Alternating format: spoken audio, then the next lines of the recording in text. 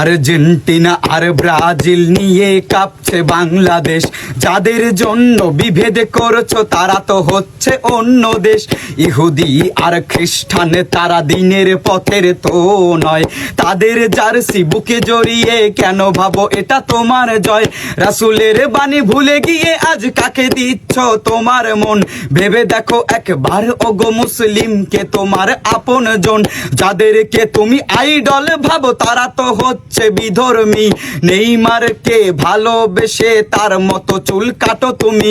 মুসলিমে হয়ে ফজর আদায় করতে কোনোদিন উঠলা না খেলার জন্য সেই রাতে তুমি।